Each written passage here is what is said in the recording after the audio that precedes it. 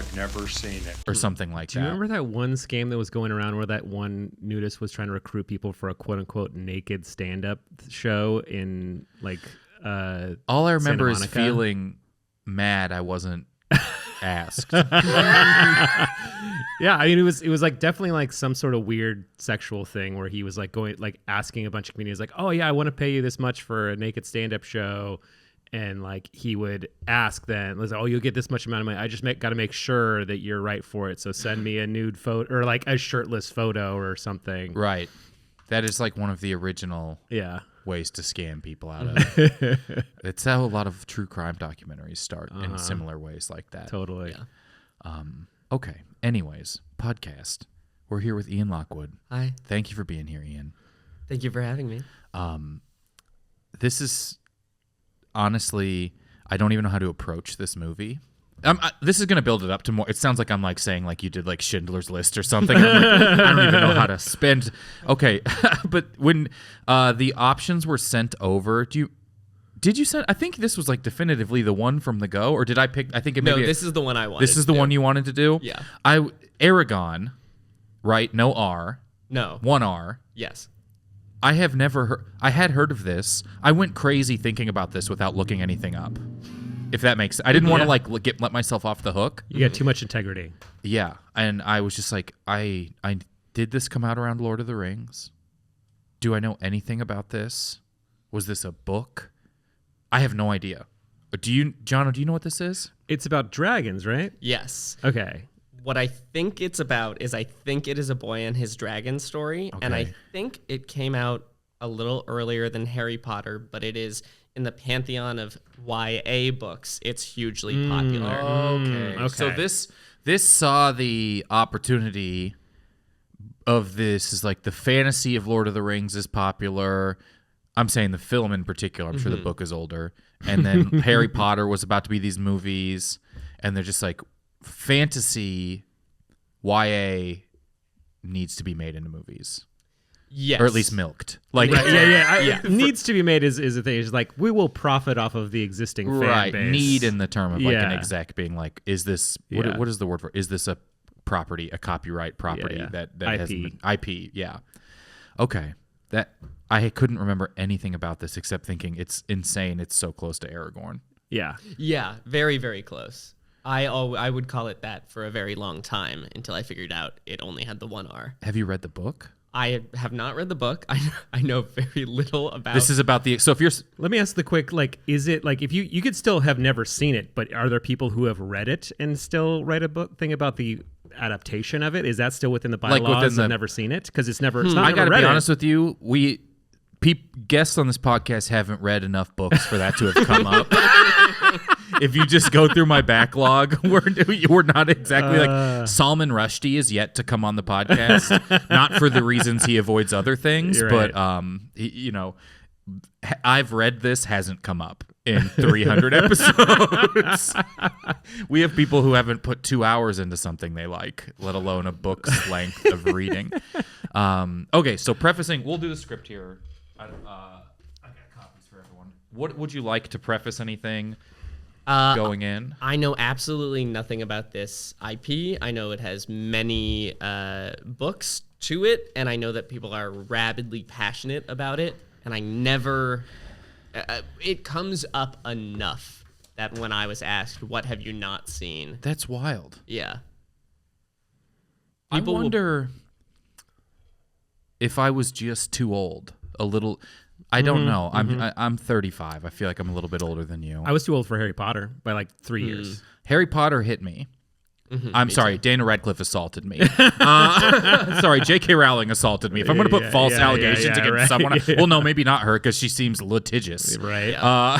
But I don't know. I don't know how old you are. I think you're younger than 21. me. Really? Yes. Are you really? No. Oh my I look horrible. Oh my God. I just turned 31. Oh, really? Yeah. I would have guessed you were 25 if Thank I was you. going to honestly tell you how old I thought you were. Thank you. Keep saying that. Great skin. Thank you. I was gonna guess 70, but like the way that gay guys really take care of themselves. Yeah. Oh, there are horrible gay guys on Instagram who are like, I'm actually 60 and you would never be able to tell. And they do all of this content and it's their skin is stretched like leather and they look scary. I live in Los Angeles. I can tell. Yeah. I can decipher the high-end age faking pretty well after living out here. Yeah, we're the ones who train AI on what people have altered their face or whatever. I think that's Instagram does that now with all of the post a picture of you at 8. Click in, and you know what I mean? And everyone does these weird little story trends to just let them accumulate everyone's picture of everyone at every age. Post a picture of you holding up your social security card. Click in. Well, they need to know what an 8-year-old looks like. Yeah, everyone In needs case to have you're a bunch of asking pictures of 8s. For your photoshops. I guess I shouldn't refer to them as 8s. It sounds like that's like I'm rating them. Oh, he's an 8. Okay, That's behind that paywall on all. So maybe, I don't know if you know what... People who listen to this hate when I'm just like, so no one knows anything about this and I have a computer in front of me and I'm not going to look it up. I don't know when this movie came out. Jake, you looked it up a second ago. Do you remember when this movie came out? Came out in 2006. Okay. What? I was going to guess 90s. 2006. For the movie. But Jake, do you know when the book came out? Yeah, 2002. What? Whoa, that's a I was going to fast guess turn. 1950. Yeah. I knew it was later than that. This is a post 9/11 dragon that they were. Oh, wow. That they were The writing only, about. maybe. Yeah. Maybe there are 9/11 themes Ooh. in the original Eragon. There kind of are in this. If there are in this, you're pandering to the audience. Yeah, okay, good. But what? That is too new. See, that is someone like...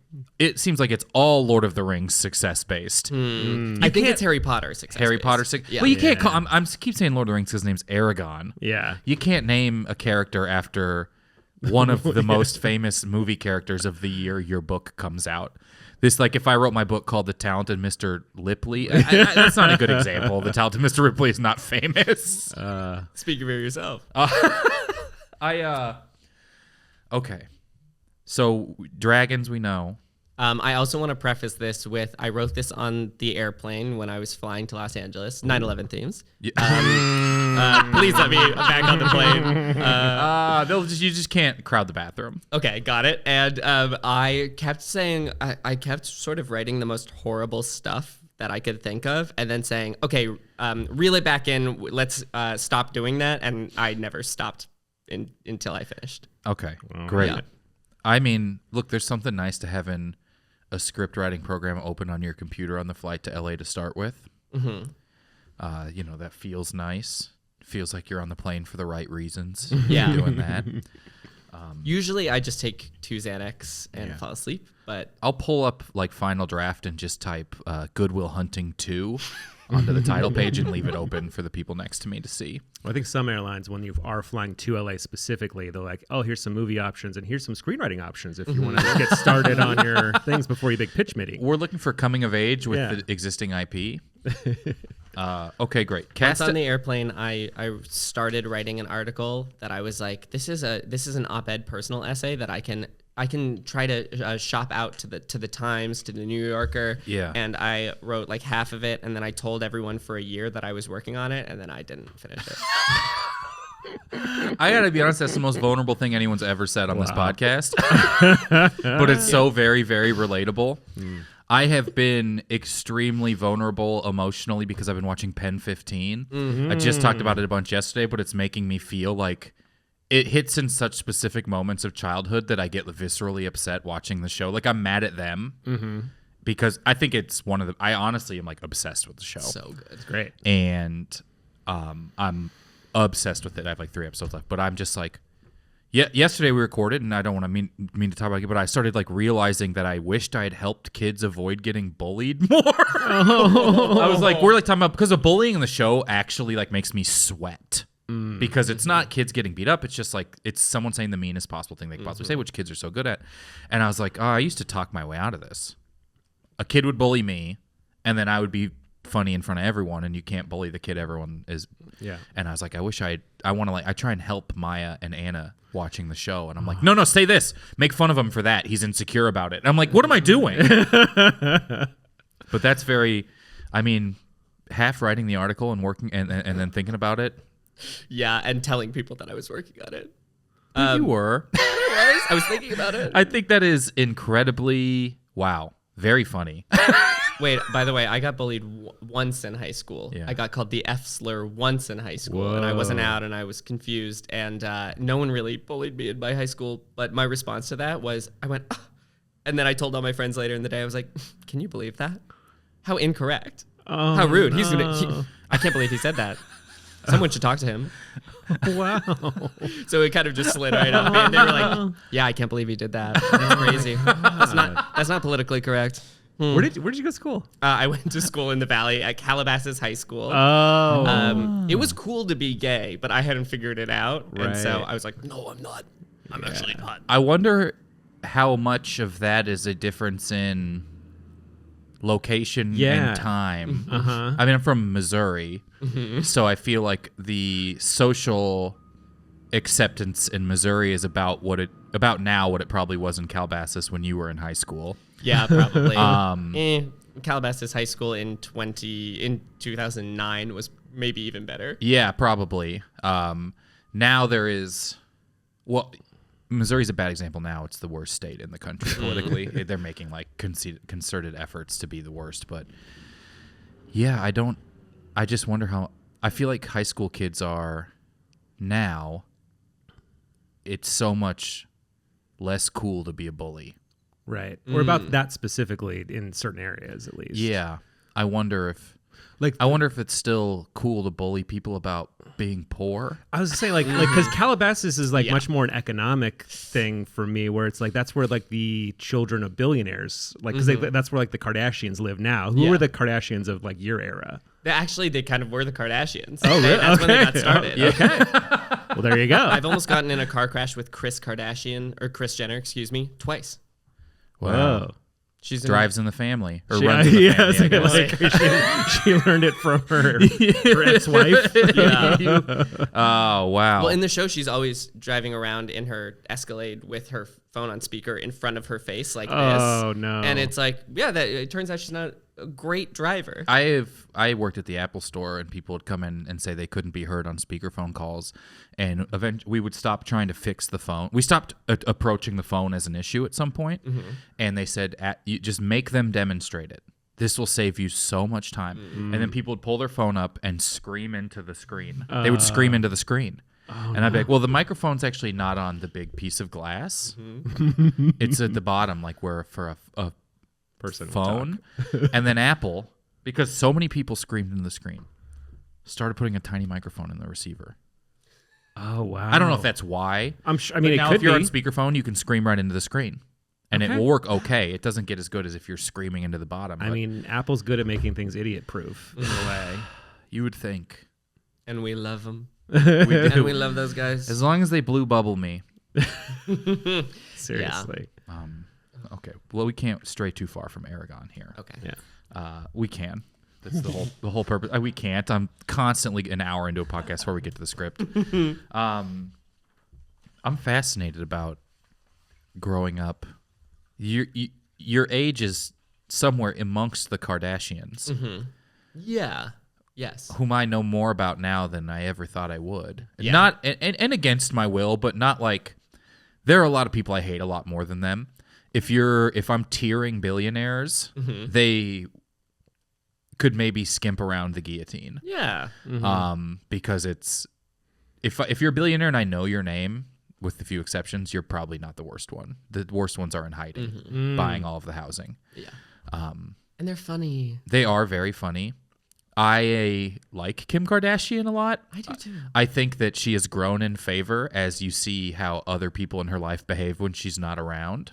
I think I'm not the authority on her in any capacity, but seeing the difference in parenting techniques between her and her ex. I don't know. I'm just like, I'm just constantly. I'm always just like, I mean, we got to stop using her as the punchline. That's kind of where I, you know what I mean? Because there's a while Let's where I go was after like, her family. Yeah. That's the real problem. I do. Chris is her mom. Yeah. Yeah. I hate her mom. I only see the show sometimes when my girlfriend is watching it. She likes it, and I'll watch them. And then I always forget who one of them is. I'm like, "Who's that?" And she's like, "This is Chloe." Or like every time, and then I'll be like, "Well, who's that?" She's like, "That's just Chloe in a different shirt." Or Courtney from 2 years ago. Okay. But I just cannot. The mom is so manipulative. Yeah. It's She's crazy a to use your businesswoman. kids as like little pawns in all of your business things. She's like it is like a Hollywood mom thing. Yeah. But to the like nth degree. Yeah, stage parents, but for reality TV, Yeah. that's pretty abusive. Everyone, her kids always talk about Chris's 10% because she gets 10% of. Oh, really? All of their stuff? She tithes. She's like the Mormon church. Absolutely. All of their housing roads lead to hers, like in Salt Lake City where they go to the church. That's crazy. But I'm endlessly fascinated with them. But your girlfriend's watching the current Kardashians. I think she's seen all of it. She actually Okay. went back and rewatched all of it. It's my frame of reference is like the involvement of Kanye West and what Right. season she's in, and then when he leaves.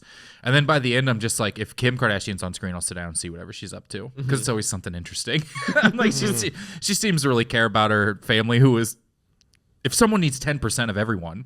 Yeah, she kind of deserves it. But if you and your girlfriend ever want to have a beautiful bonding experience, I can really highly recommend the first few seasons of the Kardashians. They Okay. are funny. Yeah. Because now they have producerial control, so they won't let themselves look bad now. Oh, sure.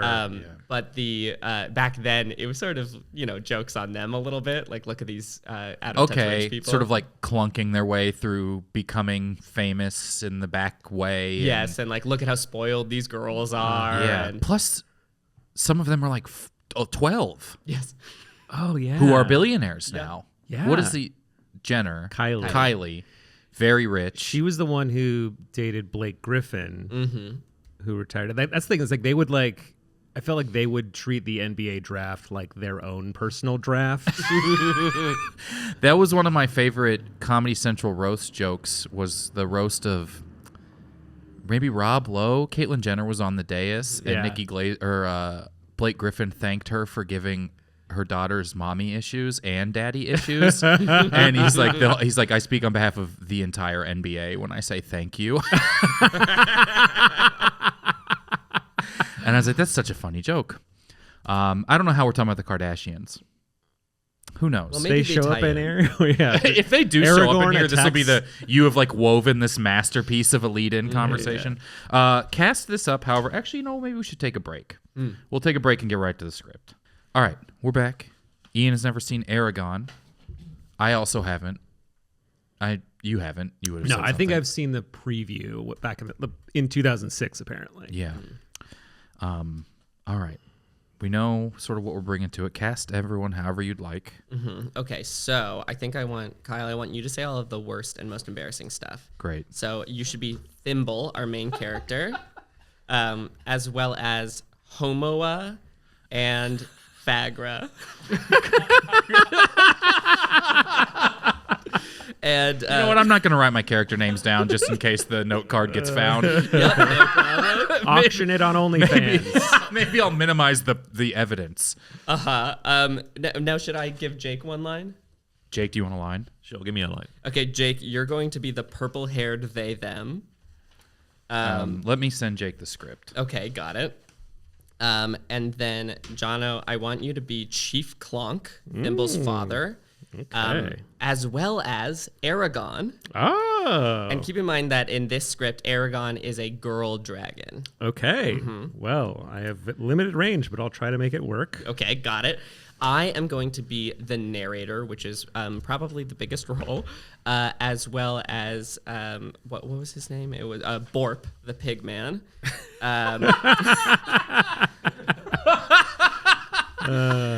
I will also be the bisexual guy who works at a startup.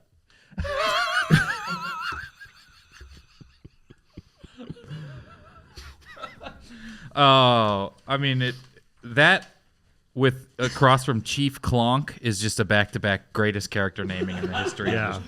A+. I think the names fit the characters very well. Okay, perfect. Okay. All right. I'm ready, Jake, did you whenever. get the script okay? Yep, I've got it. All right, whenever you're ready. Okay. Exterior, Viking village, morning. We soar through the skies, perceiving the world mayhaps through the eyes of a bird, bat, or winged drag. Well, let's not get ahead of ourselves. Let's not get ahead of ourselves, dear listener. Slowly, we descend into a village of Vikings, rugged chaps doing work like real men. The type of men that don't exist anymore because of PC culture and everybody getting participation trophies. Nope. These are real, sweaty, stinky guys chopping down trees and stuff. And there was no shortage of tops then either. But then we descend below the village to a hidden, glistening, moist, wet, dripping, slimy little fucking cavern. As the music swells dramatically, we see a black obsidian egg. Mayhaps the egg of a drag. Well, let's not get ahead of ourselves.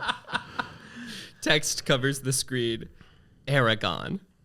Interior, Thimble's house, morning. A big horn blows. Thimble shoots up in bed. Oh no, I overslept. This is Thimble, the tiniest, scrawniest little Viking, and today is his 16th birthday, the best age. Oh, Dad's gonna kill me. The song Perfect Day by Hoku plays as Thimble gets ready. We see Thimble rush to get on his boots and bracers, brush his teeth with a stick, and run out the door with a slice of toast in his mouth, anime style. But as soon as he steps outside, he realizes he's forgotten to put on pants or underwear. A little girl sees his pathetically small dick and laughs. Oh, bother.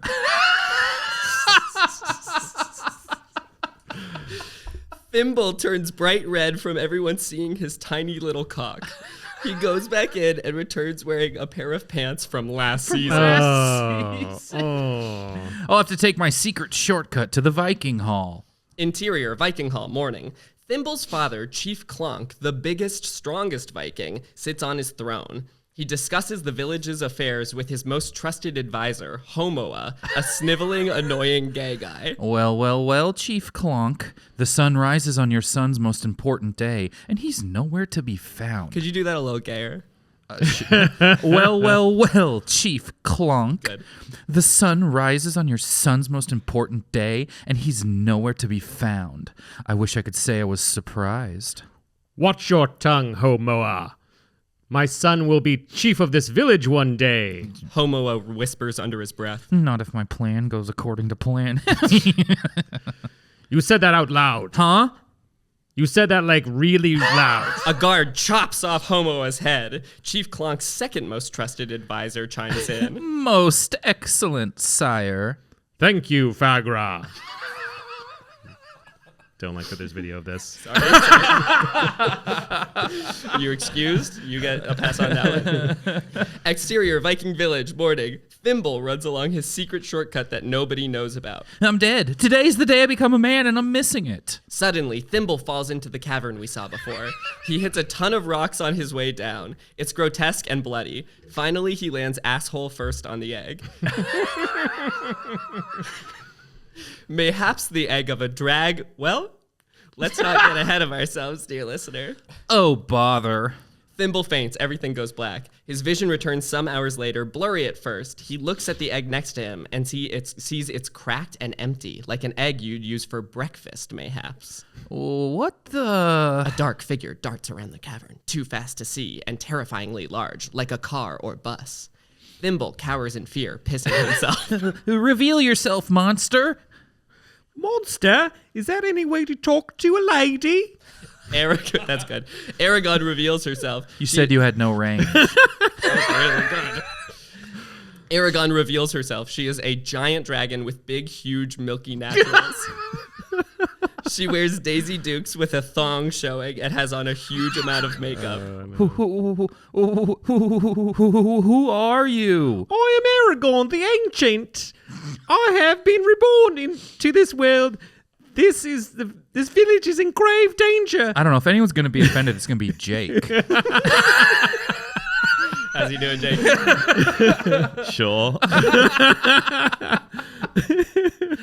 We must... Boom! A huge explosion rattles the cavern.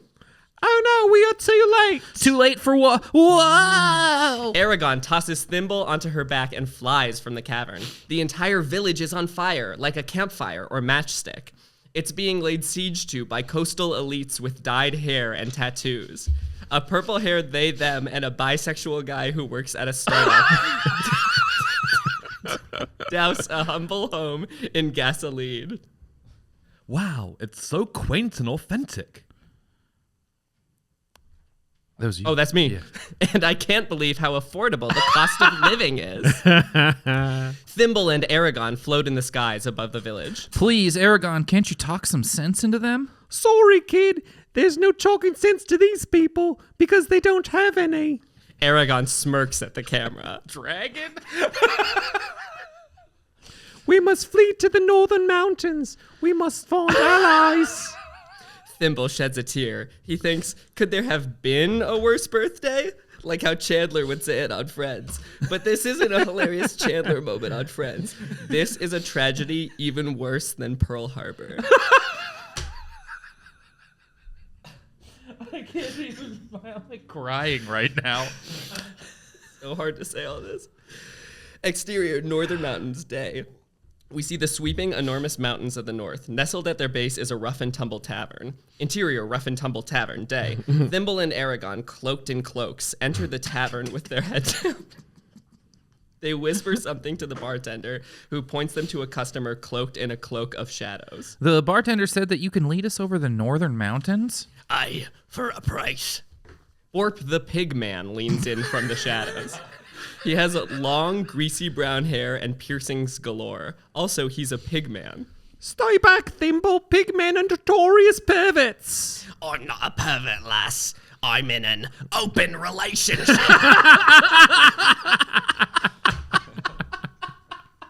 Thimble screams. Scum of the earth, come on, Thimble. You won't be getting over them mountains without me, lassies. I can tell you that much for sure. Eragon pauses. What do you think, Thimble? Maybe it's okay. Thimble turns to Borp. But listen here, Pigman. Eragon and I are monogamous and Christian. Borp, the disgusting, perverted pig man, lets out a snort and a chortle. That's what they all say. Thimble, Eragon, and Borp go on a beautiful adventure together that lasts 70 minutes, the perfect amount of time for a movie. They share laughs, fight vicious beasts, and even do a dance number. Thimble learns how to be a real classic man. Borp gets ordained as a Christian minister and changes his ways. Eragon learns she looks even more beautiful without makeup. But most importantly, Eragon and Thimble fall in love. Interior, Viking Chapel, day. After Thimble has saved the day, the entire village attends his wedding, including Chief Clonk, who survived and sits with Fagra. We see they both have wedding rings on and they kiss. Borp ordains the wedding. Please rise for the bride. The wedding march plays as Eragon walks in wearing a beautiful dress and a natural amount of makeup. Well, how do I look? Like $1,000,000 fucking bucks, baby. You may now kiss the bride. Oh, I'm gonna do a lot more than that. Thimble gives Eragon a big wet kiss. They fly off to their mansion and start fucking in the hot tub. We see everything completely uncensored. It lasts 8 minutes. Thimble, let me show you some of my dragon magic. Oh, this ought to be good. Eragon shoots a magic beam at Thimble's tiny penis and it becomes huge. Swing. The end.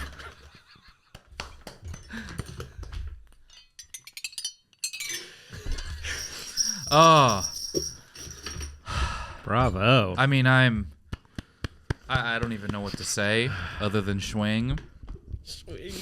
Every once in a while on this podcast, effort is put into something that will only be outputted once. And it's a magic thing. And this was that. Dragon magic. You did a great voice. You can thank my wife's Agatha Christie audiobooks for that. I already have. That was beautiful. Thank you. I don't have any frame of reference for the actual movie. Somehow I feel like there's like the actual movie will have a less dragon in it. I think the dragon does talk in the book and movie. I think someone's going to write it and be like, that's pretty similar to the book. I think so. I think there's a dragon movie where, what's his face? Sean Connery is the voice. That would be. I'd like to know that. Like it'd be wild if that was the one where it was, but I can't imagine there's that many. Yeah, talking because then dragon you movies. double nailed the voice. Yeah. Thank you guys for letting me read that. It was based on my own personal experience and Here's politics. how little people think about Eragon is I spelled it wrong Googling it and it didn't even correct me. Oh, no. It's just like, you just go to this thing. We haven't put any of our bandwidth towards correcting people on this movie. Eragon is Ed Spielers. Oh, is Eragon the boy or the dragon? I don't know. It's tough to tell. John Malkovich plays Galbatorix. Okay, I think the dragon. Jeremy Irons plays Brahm, who is in Game of Thrones. Whoa.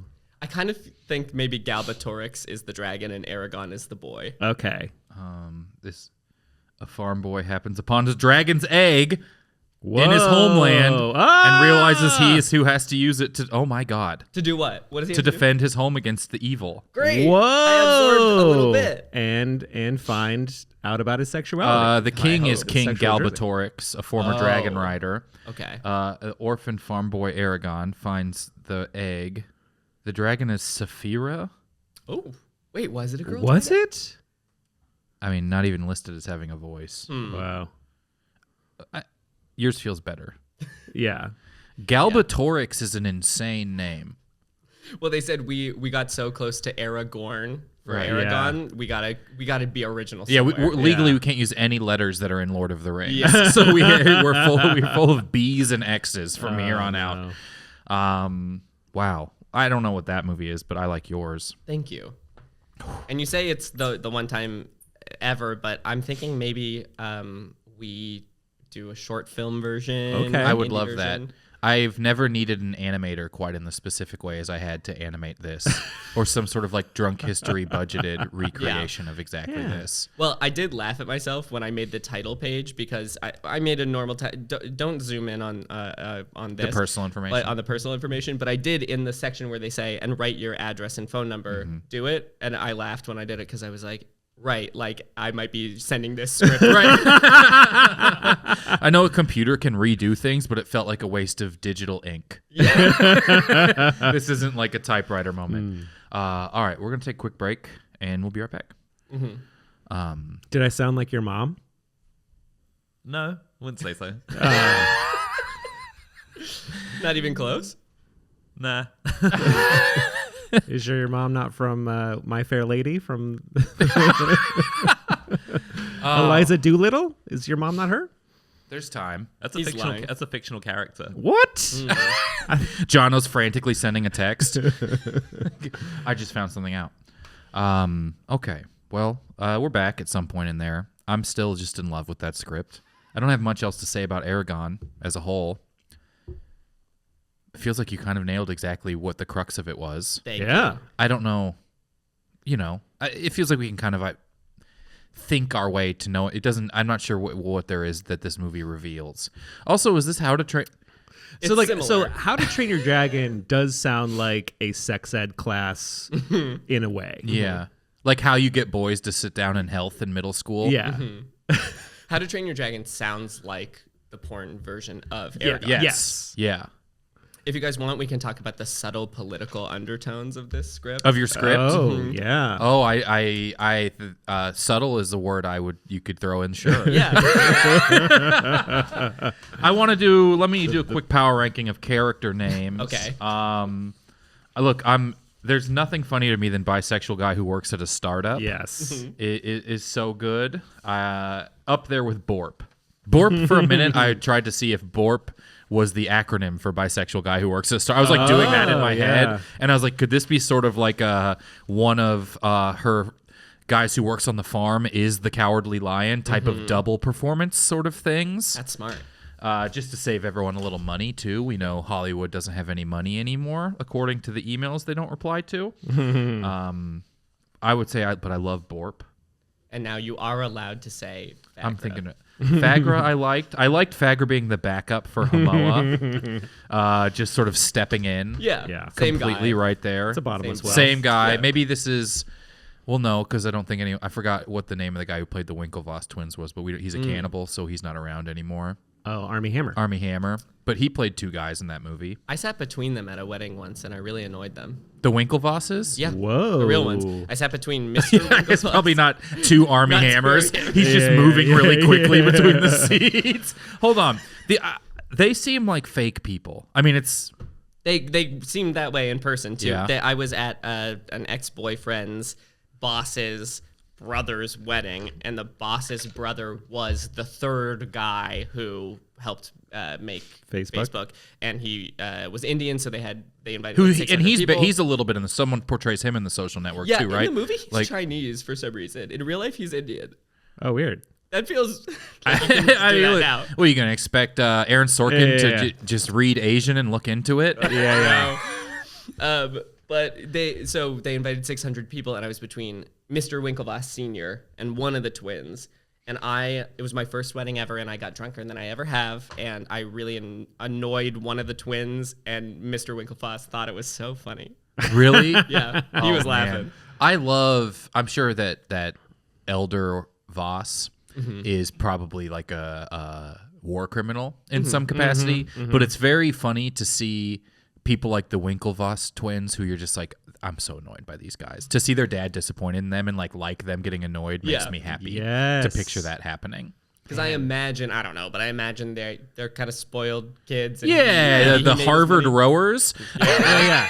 But maybe he came from a more humble background. You want to be, You want to be like, hey, you're the guy from the movie that your son threatened to call when someone was being mean to him. Yeah. Oh man. You're true. the legacy at Harvard. You know, the people I relate to.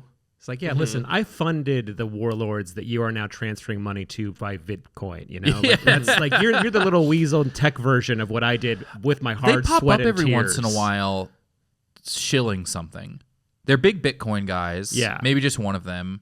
I think both. But and then they'll pop up every once in a while and be like, actually, this is real. And you're like, that's an NFT of Mario or something. You know what I mean? Like, this is the future.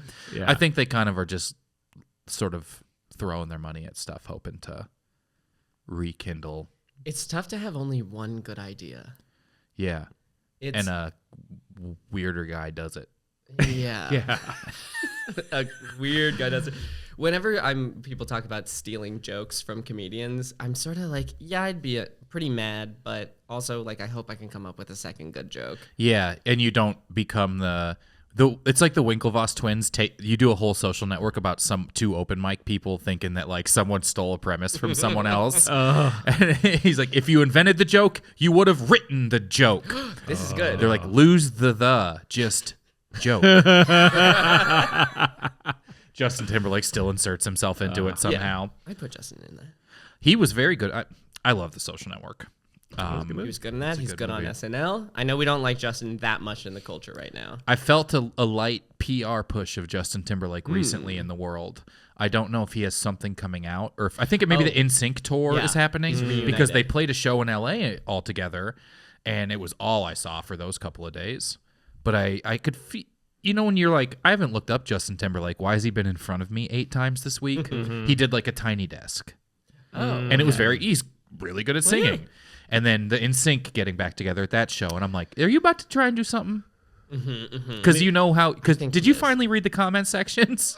Yeah. I wonder, like, because like Britney obviously has, hers was more organic drama than his or whatever, but he got caught up in it. So it's like, but it's also that same like time period too, where like, now everyone's having all this nostalgia about Jordan from like that movie Air and like The Last Dance and stuff like that. So it's like it's just slowly working its way to the late 90s, early 2000s. Yeah.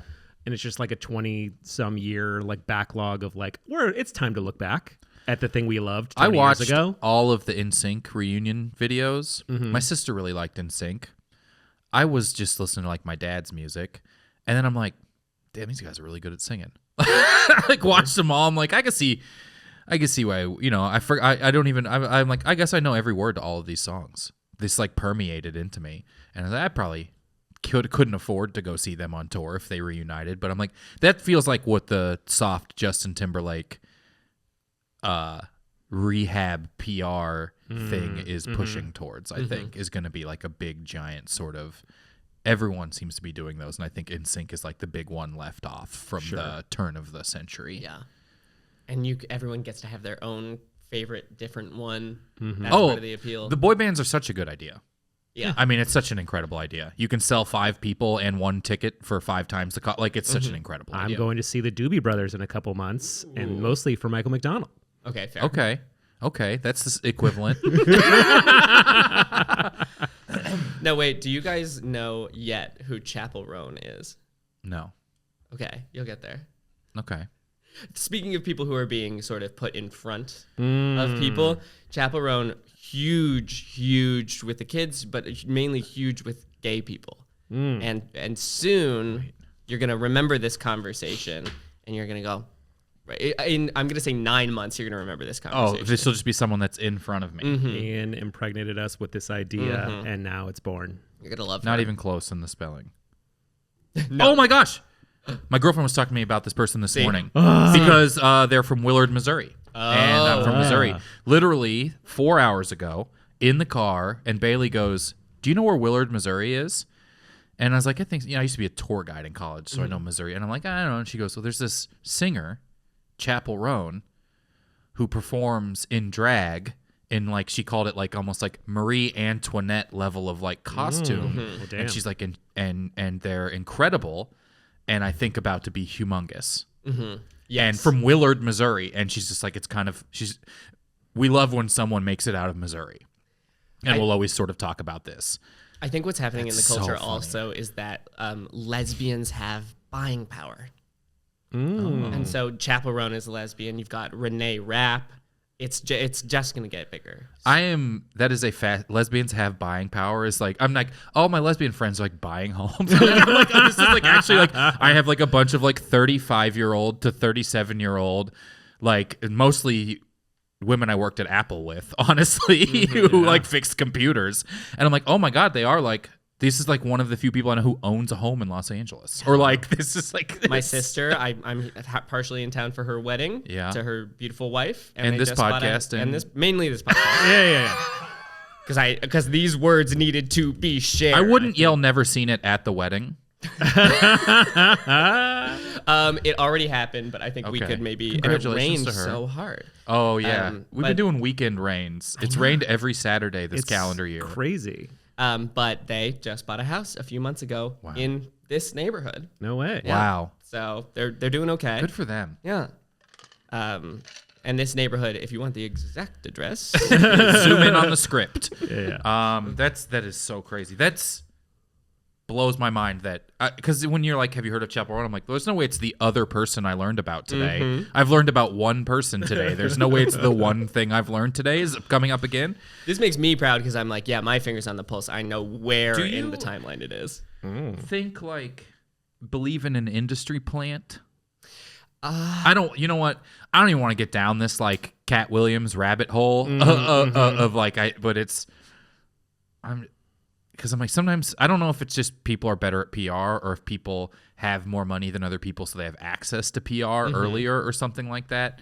Probably not. I Probably kind of just, do, but I kind of also think I strike anyone off just in that they like have a bunch of money behind them. They have investors behind them. But for that reason, I actually strike anyone off the list of being a possible plant if they have anything risky about them. Okay. So I'm like, nah, no gay people are industry plants. No, like, I guess people like of color yeah, are. because I think like the people still ultimately making the decisions are so safe, and what they think they have to be safe about is so behind that if they're picking a plant, it's gonna be like a country music star who identifies as a centrist or something like that. That they're like, this is what everyone wants. They have no idea how safe it is for an artist to be gay or something like how it's not going to turn anyone off to an artist. But I think that if ultimately, I don't know if I believe anyone's a plant or if I just think people who have money tend to gravitate towards art because, and I found during the pandemic when everyone had a little bit more time and wasn't so worried about eating, did stuff creative. They were like, I'm going to get into baskets or baking or pottery or, you know what I mean? When everyone had a little bit of downtime and security, we all started to create things. So I've become a little more forgiving of what everyone throws at like nepotism, where now I'm just like, I mean, ultimately that's what you would want for your kid. And this is just someone, when we're left to our own accord and not desperate, we tend to want to make art. That said, I was already working hard to make art before the pandemic. So when it hit, I smoked weed for 6 months straight. Bless. I'm leaving the art up to the Instagram streams. Yeah. I'm not sure if there are industry plants, but we can say for sure there are investors. Yeah, I think there's maybe like most things, it's generally not as deep as what. But you're just like, oh, there's people probably. Yeah, you're investing in a person like you, like Taylor Swift. This is someone who had investors. Yeah. Very early on, and made the most of it. The And ROI made the is pretty best good. Music of our generation. It's like, yeah, not a plant, not the industry plucking someone and building them like like plucking them with like a crane and Yeah. painting them up and putting them back in, but maybe like if anyone had an investment in you where they're like sort of having influence over being a minority stock owner and how you behave. Yeah. Well, it's like the political version of this would be like Mayor Pete, where it's like, oh yeah, he has all these. He's a ex-soldier. He's gay. He's a whatever, but he's also like a lot of backing behind him because he also had that like what's that consulting firm that everyone hates now? Black. No, not BlackRock. It's like it's the one that like told everyone to. It's like ruined business for like 5 generations. It's 2 words. I believe you. Yeah, but yeah, like he just like has this background where it's like, oh yeah, he also went at this think tank that just tells everyone to lay off workers. So Yeah. it's like he's still like he seems progressive and he's got all these like check boxes, but but he's also very safe because he's not going to Ultimately, who he answers Yeah. to is not who we're hoping someone Right. answers to. Which is sadder when it's politics. Yeah. Because if a musician is like, well, I have to play it safe for my label, ultimately I can skip a song or something. But if the person in charge of the Department of Transportation is answering to Firestone tires, I don't get a train. Like, it's a little bit different of a thing.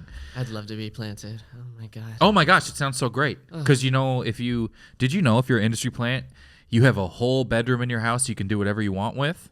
Not even the one your bed is in, just like a second one in there or something. They That's give crazy. you have enough money for extra Oh space. my god. And I did just want to say, if Taylor Swift is listening, that Taylor, I'd love to be personal friends. I'd love to be personal friends. She comes up a lot on this podcast because I'm from Kansas City, and so I'm a Chiefs fan. And so Taylor Swift has been thrust into my life, and I've been very accepting of it. Ultimately, resisting that is futile. And in many ways, she helped your team win the Super Bowl. Yeah, I mean, look, if there's industry plants, if everything is rigged, I have been the beneficiary of it in the sports world. There were people like, if football's rigged, it's like, oh, cool. Then first off, they would never pick Kansas City to do it. Right. And they don't even, the president doesn't know what state that city's in. I don't think but I'm like, okay, I'll go through my rigged patch. did I tell you I won a prop bet pool based entirely like there was like 40 bets like, hey, who do you think will score the most points, or like national anthem, who's gonna win the coin flip, all that stuff. And like I got like 35 out of 45 right based entirely on what would benefit Taylor Swift the most. Where it was just like, oh well, nothing bad can happen to her, so of course the Chiefs are gonna win the coin toss and everything. And so it was just like straight chalk. Taylor Swift won me like $400. Yeah, look, if you bet on Taylor Swift having a good day every day since she's been born, you'll have a house her size. Yeah. I've fully embraced like the Kelsey Swift becoming the sort of like other Kardashian level of like conversation starter in the country. We don't really have a royal family, but we kind of do, because I like monoculture. It's fun to have something to talk to everybody about. yeah, we're all like, this is an exciting thing. I saw an Onion article about him throwing her at Bonnaroo like a football that I thought was very funny. It said he spiked her into the ground. I laughed. Yeah. I'm just like, to me, it's hilarious that Taylor Swift is wearing a podcast hat. That's so funny. I'm like, this is psychotic. And I like the podcast. I like their podcast too. I am in love with Jason. I think he is like, He and I are married. oh, great. Thank you. I fully am, even from like a specific standpoint of like, I hate depictions of traditional masculinity so often that I think Travis and Jason are like the healthiest. If you're going to go straight Americana depiction of masculinity that exists, Jason might be the greatest example for men. Good role model. In that exists in America. Travis, I think, is an unattainable sort of like thing where it's like he kind of got all the stuff. But Jason is pretty, if you want to go like straight traditional, but these guys are crying all the time. They're supporting each other. He is obsessed with his wife. I'm like, I saw that clip where Jason was like, Travis, you shouldn't have yelled at your coach. And he was like, I know. I got too heated up. Yeah. That's really sweet. I'm fully here for it. I think it is if you get overexposed to it, I think it's your fault. Yeah. Because sometimes I don't think about him for a while. Yeah. And then they show up, and I'm just like, the most famous woman in the world is wearing a podcast hat. I'm like, this is where I'm just like, can we back up? Like, this is the craziest thing I've ever heard in my life. Yeah. A podcast hat. This one, I'm sure she didn't buy it, but it's funny for me to picture her putting in a coupon code. Like to save 10% off of New Heights merch or something like that. I bet she's a Patreon subscriber. Yeah. There's absolutely no way she knows the password to anything that isn't like a club. Yeah.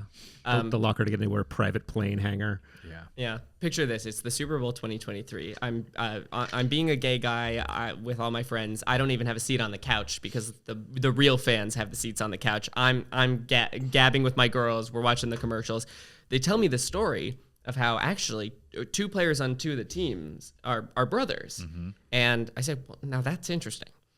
I'm getting a little more engaged. And I say, tell me when the brothers come up. And so Travis comes on the screen, and they go, that's Travis Kelce. And I go, oh, interesting. And then a minute later, they go, oh, and that's Jason Kelce. And I look at the screen, and my eyes are glued to the TV for the rest of the game. Wow. And I'm rubbing my hands together, and I'm kicking my feet. Yeah. That's the most attractive. I think Jason Kelce is the most attractive man in the entire universe. Wow. People seem to agree this year, even. Oh, man. I think he's sweet. He's so sweet. I think I'm just like this. If this could be what we're putting forward as like how people, because simultaneously in the world, it's like Andrew Tate arrested for child trafficking. And like, I'm like, this is the guy who says I love that the guys who are doing everything that faux masculine cowards wished they could do, literally professional football, the cartoon example of it all, 2 of the best guys ever to do it are just like very healthy, normal. I love Jason. Drinking, taking his shirt off. Yeah. I think maybe the peak of it all to me, because I can relate so much to like how Jason's family is and how like the Kelce's parents remind me of my parents, and it's like very Midwestern. And Jason Kelce like meeting Paul McCartney is so funny to me. Where you're like, you were a walk-on football player who plays literally the least exciting position in the entire game. Most of the time you don't hit a guy. You snap a ball and stand up. And then at some point, your brother's girlfriend is like, hey, this is Paul. And you turn around and it's a Beatle. And you're just like, how did I end up here? Yeah. This is the craziest path of all time. That's the royal family. Damn. Why are you meeting Paul McCartney? Yeah. And he deserves it. That's what I like about it. And he does. Sir And I love his wife. Jason Kelce. That's what we should call him. His kids, it's funny. Travis is much more of an uncle personality than a father personality. I Yeah. think that's great. Anyways. Oh, by the way, McKinsey was the consulting thing that Pete was involved with. I was going to think Lockheed Martin Yeah. was the words I was trying to think in my head. That Well, they're the ones who told because I was like, there's a Lockheed- 2-word one Yeah. that is ruining the world. Yeah. Yeah. They're both. I mean, they help each other. They support each other good. the way the They're Kelce's do. friends. Travis is Lockheed Martin. They have Yeah. a podcast. Yeah. Oh my gosh. It's just the CEO of BlackRock and Lockheed Martin just talking. I feel like McKinsey's the kind of place that said, like, told the CEO of Boeing, hey, kill that guy that's snitching on you. We really just quit caring about that the next day. Yeah. That's the problem with the over-influx of conspiracy theories. Of Yeah. like someone The who thinks fake the Earth is conspiracy. flat Yeah. having the same platform as anyone else, where you're so overstimulated by all of this that clearly an airline killed a guy, and we were all just like, "Have you seen Lost?" Like, like the next day.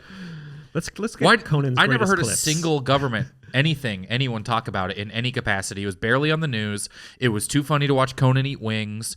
It was like which wasn't very funny, but it all went away so fast. Like even the Epstein stuff lingered for 3 days where we all kind of laughed about it Yeah. because he was obviously not a good person. Yeah.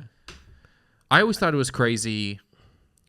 I can't believe we went from the Kelce's to Epstein this fast. Well, it's relevant to me. When Epstein died, we were all rationalizing in such hilarious ways where we're just like, that pedophile had all the answers. You know what I mean? We're like, that guy's going to save the world. Yeah. That's how bad we all feel. Where he died and we're like, Yeah. we needed him. Yeah. It's like when I did stand up at Bonnaroo and Eminem was performing, and I listened to Eminem in the window of like 12 to 15, right?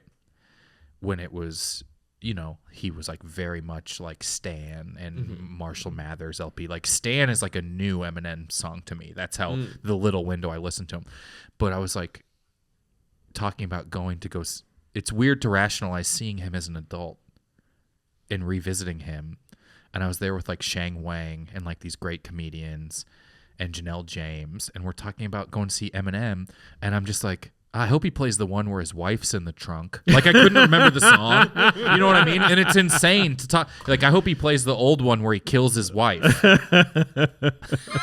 Which one's that? It's wild. It's which album is that really? It's like how many? Thankfully, didn't go. I was on mushrooms. Went to see Bon Iver instead. Probably a much better mushroom trip than.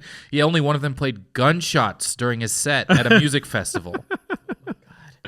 And it wasn't during acoustic version. I don't even remember Bon Iver's song names. Hey Ma. I remember. Anyways. I saw Fall Out Boy last year. It was incredible. Yeah. Wow. And they had these Pete Wentz had a flamethrower on the end of his bass. Okay. His hair was really weird. And they had fireworks so loud that they were extremely comparable to gunshots. And we just kept looking around and no one else seemed concerned. It seems like a good idea. Eminem, from what Janelle ended up saying, because I didn't go, was like just straight up like pop, pop, pop. And people were like, you know, we're in a big public place. Yeah. Here in America. Like, yeah. Anyways. Kardashians to Kelsey's to Epstein to Emin Epstein, which is a character I'm working on. Wait, can we hear it? It's just Epstein, but he rhymes. Okay. What rhymes with Ghislaine Maxwell? Not a lot. It's going to be a tough one. That's going to be his orange. Jizz in my, and then. Jizz in your own lane? Yeah, that's good. There you go. I'm thinking of writing a one-man musical called Ghislaine. That's how you say it. Right? Is it Ghislaine? I mean, I know it's not. Like Rochelle. Yes, exactly. But we don't get into the Epstein stuff. It's just sort of about her childhood and what an amazing woman she was. Don't even mention it at all. No. At the end, like a young man walks on. He's like, "Would you like a job?" And then the lights go down. Yes, that's the end. It'll be the JFK and Oppenheimer reveal where you're like, we didn't even need that. All right, we should probably get out of here. Okay. Right? Yeah, I feel like we're probably. Yeah, we got an hour. We're at an hour. All right, and I feel pretty good. We're gonna put this out before your show in June. So tell everyone about that if they're gonna be in LA, and anything else you've got going on. I guess post early June. Absolutely. In June 15th at the Elysian Theater, you can come see me do my solo show, which is a pop comedy concert. It's musical comedy, but good. And it is sort of in the style of like Ariana Grande, Taylor Swift, real raunchy, fun stuff. I think you'll like it. Good show. And then I'm bringing that show in August to the Edinburgh Fringe Festival, so we'll be hanging out. We will be hanging out. I'll be there as well. Yeah. So that's if fun. you're Scottish, do you know what time your show is at? 10:20. What about yours? Wait, 10:20 p.m. What is it? So 22:20. 22:20. That's I'm 7:25. Hey. So this is great because I AM. feel like all the other p.m. 12, Oh, okay. 19:25. Okay, great. So everyone I've talked to, I can go to their shows, which makes me happy. That's great. Because if you're at the same time as them, it's not like that changes. It never allowed. Are you there for the whole month? I'm there for the whole month, the 27 Let's go. and 28. Let's go. And there's that. Yeah, you don't even get to see other people on the one day off because everyone has the same day The 12th. off. And I've been told that you get crazy on the 12th. Oh boy, I'm gonna sleep all day. I'm old and medicated, so Yeah. I'm excited though. I think that'll be very fun. it'll be really fun. If anyone is, I have some people I know who listen to this, who live in other places in Europe, who've already told me they got tickets to come out to the festival for a week. So come to my show one day, go to Ian's show the same day or Same another day. day. You could do both. And I'll go with you guys to Ian's show and check that out. And I'll be at Kyle's every single day. We're actually running tech for each other to save $8,000. Yeah, that's awesome. Actually, there's no way I could run your tech. Mine is a light. Yeah, my favorite thing about the Fringe Festival so far is how cheap it's all been. I love Did you it. figure out housing? Did you find? Yes. Did you I'm ever like figure it out? I'm like a 5-minute train ride away. Okay. They say in some school or something. Yes, that's a good cheap one. I don't know. I I don't know. My manager is like sending me all these emails. I'm like, please just figure this out and send me when you're running my card for various amounts and stuff like this. No. I've heard great things about that specific arrangement. Okay. Yeah.